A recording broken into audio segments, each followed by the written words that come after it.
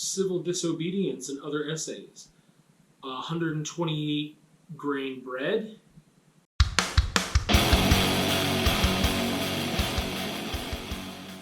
Civil Disobedience and Other Essays, originally published in 1849, written by one Henry David Thoreau. Philosophy, politics, history, essays, classic. Let's get into it. So, it's dry, honorable, long in the tooth, and verbose. Those are the things that came to mind at first. Basically, they are essays, and some of them are very focused on the stain of racism. We're talking, again, back in the mid-1800s in the U.S., and we are talking about slavery a lot of times. There's also some essays towards the ending. One is called Walking, which was interesting. I'm going to find the title of the other one. Or let me give you the title of all of them here in a little synopsis. So we got Civil Disobedience, 1849, Slavery in Massachusetts, 1854, A Plea for Captain John Brown in 1860, Walking in 1862, and Life Without Principle, 1863. So the first three of those are very centered around slavery in the U.S. and freedom and the spirit of man. But also with that title of Civil Disobedience, they're discussing, and I don't think there's any spoilers here, especially because it's non-fiction. And not to say there couldn't be spoilers, because if you didn't know about someone's life and there's a really big event, but there's nothing like that here. But really discussing with things like civil disobedience of just like, yo, if you want to be of high moral fiber, you will not do the things that they say you must do, or you will not participate in this racist state or anything else, or take orders because you're in the military and they say you have to do this or that or the other thing. You should just die with dignity and knowing that you did the right thing. And again, very honorable works here. But I think that's the whole. That's like the 60% of the book, if not more. Maybe 75? I don't even remember how much of the book that all takes up. We've got 85 pages, and that's 54 of them is kind of discussing that stuff. Because through all those three essays, that is kind of what is being discussed.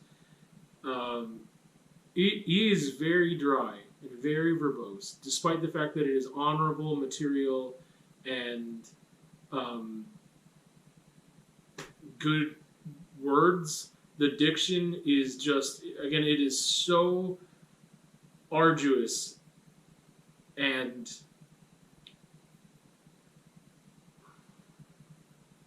dense to get through these. There's some nuggets in here, but it is just incredibly difficult to get through it. Actually, speaking of nuggets, I can't believe that I didn't have this quote ready to go, but I thought I found a pretty good one in here. Now I gotta find it again. Here it is. I think it's within Walking, which I'll talk about here, as well as what was the other one called? It was Walking, and then Life Without Principle. My desire for knowledge is intermittent, but my desire to bathe my head in atmospheres unknown to my feet is perennial and constant. The highest that we can attain to is not knowledge, but sympathy with intelligence. I do not know that this higher knowledge amounts to anything more definite than a novel and grand surprise on a sudden revelation of the insufficiency of all that we called knowledge before. It goes on, but I like that. I like that quite a lot. The beginning part is really most of it. My desire for knowledge is intermittent, but my desire to bathe my head in atmospheres unknown to my feet is perennial and constant. And I like that spirit of exploring. And it's not it's very process based and not about attaining a thing such as knowledge can be of facts or gaining an understanding of things, that can come and go, and the desire is there, and it's fleeting, but the desire to explore, um, being permanent, is fantastic. So walking, and I keep forgetting, life without principle. Basically, walking is like an ode to just like rambling. To if you like rambling in the sense of just walking aimlessly for the most part, and going on nature hikes and doing whatever, where you may please. And he discusses things like how we should leave a certain amount of nature alone so that we can do this activity. But he also just talks about what he gets out of that for his mental health, basically, of walking and just enjoying the environment around him. And life without principle is similar in a way. It's a nice transition, but it kind of just gets into, again, like, what should you be doing with your time? And I think speaking against such things as capitalism, in a way, and materialism. But I would say the reason why I said it was like 128 grain bread, or whatever I said, 154 grain bread, is because it's good for you, but boy, is it ever bland and dry and not fun. And I don't mean not fun as in it makes you uncomfortable and it challenges you. It's not fun because it is way too verbose. And I'm assuming this is just the style of writing at the time, and not just David Thoreau's style. Although I believe some of that is what it is as well.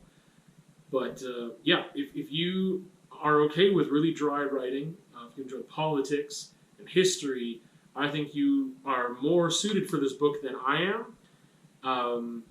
Good quality words, basically from a man of the times, but he was rebelling. He was rebelling against the times, and what a great spirit this great man had. I shouldn't call him a great man, but I should say what I know from this book is that these words are fantastic. So, and the reason I say I shouldn't call him a great man is I don't know much about him at all, and maybe he was a horrible person with great words. I don't know.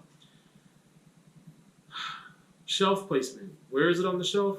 I would say it's mid-high, because it is a beautiful work in its essence and message, but the style is so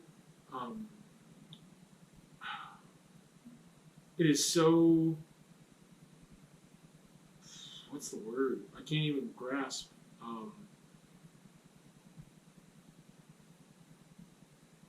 It is just so difficult to get into the book. And even once you're in, it is difficult to keep going, honestly.